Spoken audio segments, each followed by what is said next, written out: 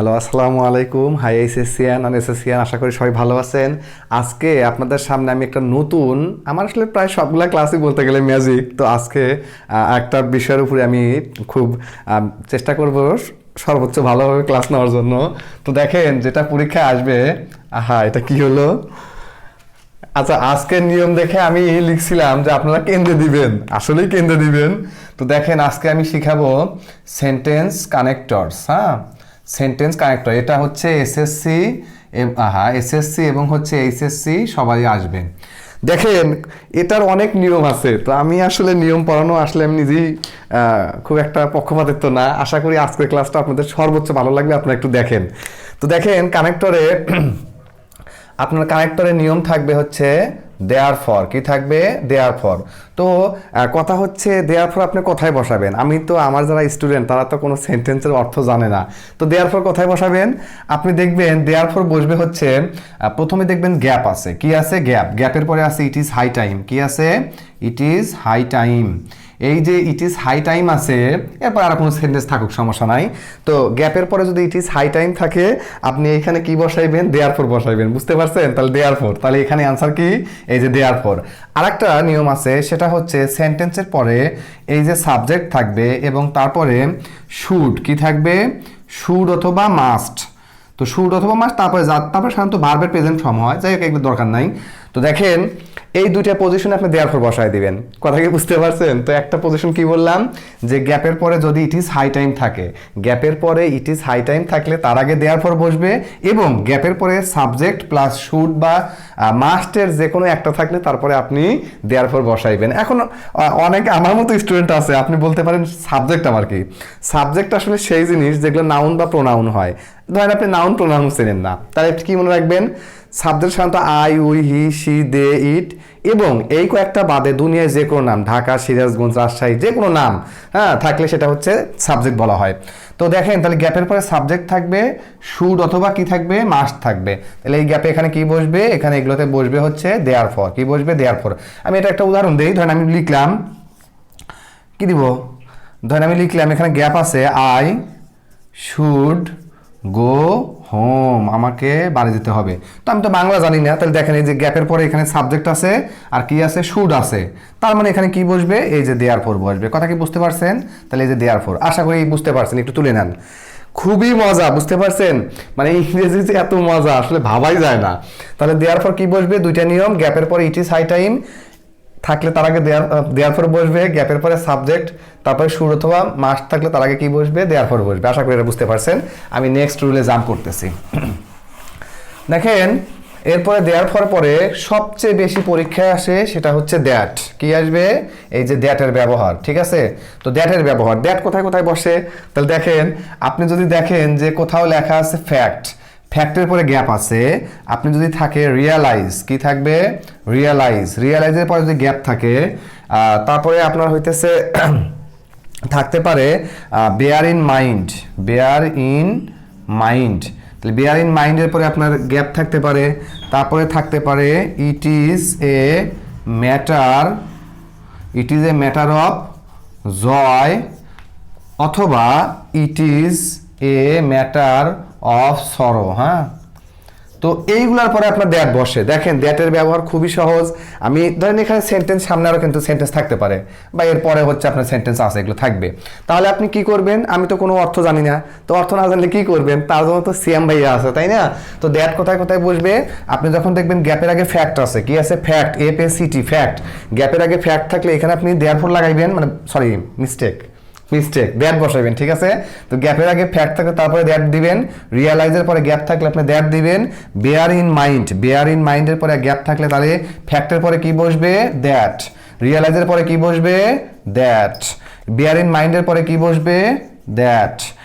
It is a matter of joy, ওই যে এক্সক্লেমেটরিতে assertive sentence পড়ছেন না, ওই সেইখান থেকে নিয়মটা আমি এখানে একটু নিয়মটা চুরি করছি। ঠিক আছে? তো it is a matter of joy, তারপরে কি পড়ছেন? বসবে দ্যাট। তারপরে কি আছে? It is a matter of sorrow, কি বসবে? দ্যাট। কাহিনী খতম হো গায়া। দেখেন, তাহলে দ্যাটের ব্যবহার এই কয়েকটা নিয়ম জানলেই মোটামুটি ইনশাল্লাহ এনাফ। ঠিক আছে? তাহলে আমি আরেকবার বলতেছি, দেখেন, ফ্যাক্টের পরে গ্যাপ থাকলে দ্যাট বসবে, রিয়ালাইজের পরে গ্যাপ থাকলে দ্যাট বসবে, বেয়ার ইন মাইন্ডের পরে গ্যাপ থাকলে দ্যাট বসবে, it is a matter of joy অথবা সরো, এরপরে দ্যাট বসবে। একটু তুলে নেন, একটু তুলে নেন। খুবই মজা, বুঝতে পারছেন? এটা যে আসলে এত মজা মানে ভাবাই যায় না, মানে এত সহজ। আচ্ছা ঠিক আছে, আশা করি তুলে নিছেন। নাহলে একটু স্ক্রিনশট, মানে স্ক্রিনে শট দেন, মানে স্ক্রিন ফুল শট দেন একটা, ঠিক আছে? আচ্ছা, পুরা পুরা ম্যাজিক্যাল সিস্টেম, বুঝছেন? আসলে অনলাইনে তো এইভাবে পড়ানো যায় না, আর আমি আসলে অ্যাকচুয়ালি ব্যস্ত থাকি। তো দেখেন এরপরে খুব মানে মারাত্মক লেভেলে একটা ইম্পর্টেন্ট, সেটা হচ্ছে অ্যান্ড। কি হচ্ছে? অ্যান্ডের ব্যবহার। তো অ্যান্ড সাধারণত আপনি দেখবেন যে গ্যাপ থাকবে, মানে এখানে হচ্ছে সমজাতীয় শব্দ। কি থাকবে? সমজাতীয় শব্দর ক্ষেত্রে বসে। তাহলে আমি তো সমজাতীয় বুঝি না, তাছাড়া সমজাতীয় বুঝতে হবে না, সমস্যা নাই। এই যে গ্যাপ থাকে না, এই যে গ্যাপ থাকবে, গ্যাপের আগে একটা ওয়ার্ড থাকবে, আবার গ্যাপের পরে একটা ওয়ার্ড থাকবে। তাহলে এখানে একটা ওয়ার্ড থাকবে, এখানে একটা ওয়ার্ড থাকবে। ডাব্লিউতে আবার আপনারা এই যে এরকম গোল দিছি, আবার ভাইবেন না যে এটা উইকেট লিখছি। তো দেখেন তাহলে গ্যাপের আগে একটা ওয়ার্ড থাকবে, গ্যাপের পরে একটা ওয়ার্ড থাকবে, ঠিক আছে? মানে সমজাতীয়। আমি একটা উদাহরণ দিয়ে বুঝতে পারবেন। ধরেন আমি এখানে লিখলাম, যেহেতু উইকেট বলছিলাম, ধরেন আমি লিখলাম এই পাশে আমাদের এমপি সাকিব আল হাসান। সাকিব আল কি লিখলাম? হাসান। তাহলে সাকিব আল হাসান গ্যাপ কি দেবো? একটা বাংলাদেশের প্লেয়ারের নাম কি?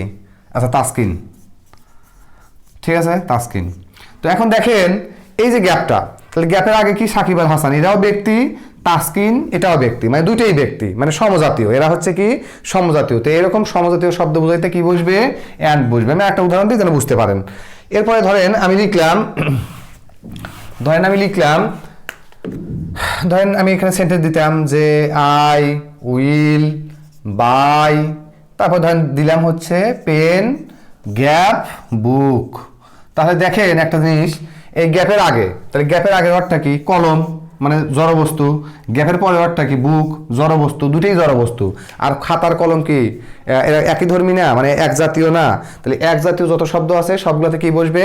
এখানে অ্যান্ড বসবে। আশা করি বুঝতে পারছেন। খুবই মানে ম্যাজিক্যাল প্রসেস, একেবারে পুরা জাদুর টেকনিক, বুঝতে পারছেন? তারপর আমি যদি দিতাম, মার্কার লেখে না কে, আমি যদি দিতাম, দেখেন আমি আরেকটা যদি সেন্টেন্স লিখতাম, আমি যদি লিখতাম, দেখেন এখানে গ্যাপ আছে, গ্যাপের আগে দিলাম হচ্ছে নয়েজ। কি দিলাম? নয়েজ। আর এখানে দিলাম হচ্ছে পলিউশন। কি দিলাম? পলিউশন। এখন আমাকে বলেন এই নয়েজ মানে কি? নয়েজ মানে কি? দূষণ, মানে যে পরিবেশ দূষণ। আবার পলিউশন মানে কি? পলিউশন মানে দূষণ। তাহলে এই ক্ষেত্রে একই জাতীয় শব্দ, তাহলে গ্যাপের আগের শব্দ এবং গ্যাপের পরের শব্দ যদি একই জাতীয় হয় তাহলে সেখানে বসবে হচ্ছে অ্যান্ড। আশা করি বুঝতে পারছেন। এই হচ্ছে অ্যান্ডের ব্যবহার। একটু তুলে নেন, এই হচ্ছে অ্যান্ডের ব্যবহার, ঠিক আছে? মানে খুব সহজ, বুঝতে পারছেন? খুবই সহজ। এরপরে এখন যেটা পরে পরীক্ষা আসবে, মানে এগুলো আসবে, এগুলো তো মহা গুরুত্বপূর্ণ। তো এবার হচ্ছে আরো বেশি গুরুত্বপূর্ণ নিয়ে পড়াবো। সেটা হচ্ছে আপনারা এই যে ইফ, হ্যাঁ, এটা কিন্তু পরীক্ষায় আসে। ইফ, তো ইফের ব্যবহারটা কি? আমি তো ইফের নিয়ম জানি না। প্রথম অংশ এই টেন্স থাকলে পরের অংশ ফিউচার টেন্স হয়, জানি না। তো দেখবেন যে এই যে গ্যাপ আছে, তো গ্যাপের পরে একটা সেন্টেন্স থাকবে। এখানে ধরেন একটা সেন্টেন্স আছে, এটা এখানে কি? একটা সেন্টেন্স আছে। তো তারপরে অবশ্যই একটা কমা থাকবে। আবার এই পাশে আরেকটা সেন্টেন্স থাকবে, এই সেন্টেন্সের সাবজেক্টের পরে যদি দেখেন উইল, মে অথবা মাস্ট আছে, উইল, মে অথবা মাস্ট, তাহলে চোখ বন্ধ করে এইখানে আপনি বসায় দিবেন। আপনার সঠিক অ্যান্সার শেষ, আপনার অ্যান্সার শেষ। মার করে বলে এরকম ডিস্টার্ব করে কেন? আপনার সঠিক অ্যান্সার শেষ। আশা করি বুঝতে পারছেন। তাহলে আমি কি বললাম যে গ্যাপের পরে দেখেন একটা সেন্টেন্স আছে, তারপরে একটা অবশ্যই কি আছে? এই যে অবশ্যই একটা কমা আছে, অবশ্যই একটা কি আছে? কমা আছে। তাহলে গ্যাপের পরে একটা সেন্টেন্স আছে, তারপরে কমা আছে, তারপরে আরেকটা সেন্টেন্স যখন শুরু হচ্ছে সাবজেক্টের পরে উইল, মে অথবা মাস্ট, মানে এই তিনটার মধ্যে যে কোনো একটা থাকলেই হয়েছে। আবার তিনটাই কিন্তু থাকবে না, ঠিক আছে? তাহলে সাবজেক্টের পরে উইল অথবা মে অথবা মাস্ট থাকলে আমি এখানে বসাবো। আমি একটা উদাহরণ দিই যেন বোঝার সুবিধা হয় আপনাদের। ধরেন আমি বললাম ইউ লাভ মি, হ্যাঁ, লাভ মি, এই যে comma, I will marry you, মানে আমাকে ভালোবাসলে তো বিয়ে করবো নাকি? ভালো না বাসলে কি বিয়ে করা যাবে বলেন? ভালো না বাসলে বিয়ে করা যাবে না তো, তাই না? আচ্ছা দেখেন, তাইলে হচ্ছে এই যে আমি কি বললাম, গ্যাপের পরে যে একটা সেন্টেন্স, তাহলে এই একটা সেন্টেন্স, আবার এখানে কি আছে? এই যে কোমা আছে, তারপরে এই যে কি সাবজেক্ট আছে এবং কি আছে? এই যে উইল, এখানে যদি মে থাকতো, এখানে যদি মাস্ট থাকতো, এইখানে আমি বসায় দেবো ইফ। এটাই আপনার অ্যান্সার, পুরা ম্যাজিক্যাল প্রসেস। আর সবচেয়ে বড় কথা, একটা কথা কি শুনেন, আপনারা যদি হচ্ছে ইংরেজিতে আরও বেশি ভালো করতে চান, মানে এইভাবে তো আসলে ক্লাস দেওয়া হয় না, আমার ইউটিউব চ্যানেলটা অবশ্যই সাবস্ক্রাইব করে রাখবেন, আপনাদের কাজে দিবে, বললাম কাজে দিবে। আমার ইউটিউব চ্যানেলটা কি একটু বিজ্ঞাপন দেই। আমার ইউটিউব চ্যানেলটা হচ্ছে, ইউটিউবে সার্চ করবেন সিয়াম এডুকেশন, এই যে 360। তো আমার ইউটিউব চ্যানেল সিয়াম এডুকেশন 360। তো এই চ্যানেলটা একটু সাবস্ক্রাইব করে রাখবেন সবার আগে নোটিফিকেশন পাওয়ার জন্য। আশা করি ভালো লাগবে।